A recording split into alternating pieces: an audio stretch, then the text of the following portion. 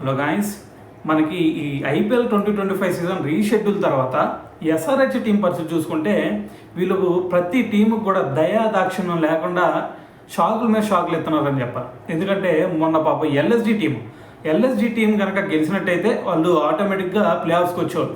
So అలా కాకుండా SRH వాళ్ళని ఓడించి మరి మీరు ప్లే ఆఫ్స్కి వెళ్ళడానికి వీలు లేదని చెప్పేసి అక్కడితో అడ్డుకట్టేశారు.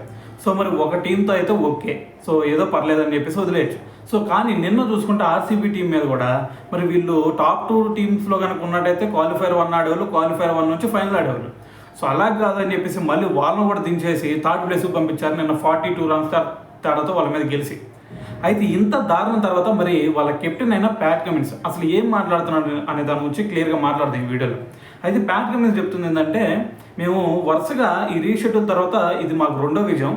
ఈ రెండో విజయం అనేది మాకు కొంచెం లేట్ అయింది. అలా కాకుండా ముందే కనుక మేము గెలిచినట్టయితే ఖచ్చితంగా ప్లే ఆఫ్ రేస్లో ఉండేవాళ్ళం. దాని తర్వాత మిగతా టీంలకు కూడా షాక్ ఇచ్చేవాళ్ళం.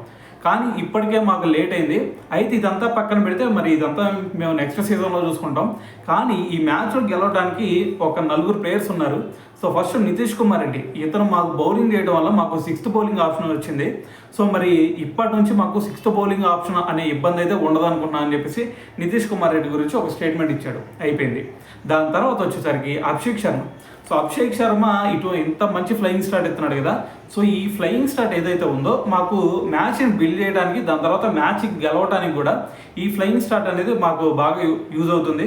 సో అభిషేక్ శర్మ ఆడిన ఇన్నింగ్స్ మాత్రం ఎక్స్ట్రాడినరీ అని చెప్పేసి సో మరి అభిషేక్ శర్మ గురించి కూడా ఒక మాటతో ఒక స్టేట్మెంట్తో బయటపడేశాడు. అయితే దాని తర్వాత వచ్చేసరికి ఇషాన్ కిషన్. సో ఇషాన్ కిషన్ మనోడు పొట్టోడే కానీ గట్టోడు బాబు అని చెప్పేసి ఒక స్టేట్మెంట్ ఇచ్చి మరి ఇషాన్ కిషన్ ఆడినంతసేపు మాకు రన్ రేట్ పెరుగుతూనే ఉంది. సో అతను కనుక లేకపోతే మేము అనుకుంది ఎంత అనుకున్నారు, 170, 180 రన్స్ కొడితే చాలే అనుకున్నాం. కానీ ఇషాన్ కిషన్ ఇన్నింగ్స్తో మేము 231 రన్స్ చేసాం.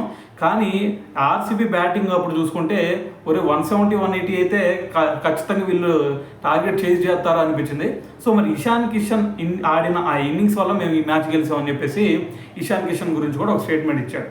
అయితే ఫైనల్గా వచ్చేసరికి మరి మలింగా గురించి ఏం మాట్లాడేవాడు అంటే, మాకు కీలకమైన సందర్భాల్లో సో మాకు ఎప్పుడైతే వికెట్లు కావాలో అటువంటి సిచ్యువేషన్లో వికెట్లు తీసిస్తున్నాడు.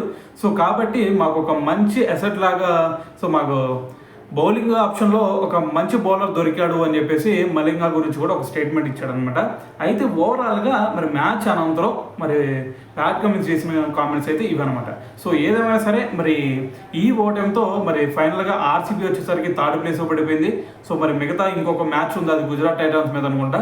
సో ఆ మ్యాచ్కి కనుక గెలిస్తే కొంచెం ఏదన్నా ఫస్ట్ 2 ప్లేస్కి వెళ్ళే ఛాన్స్ ఉంది.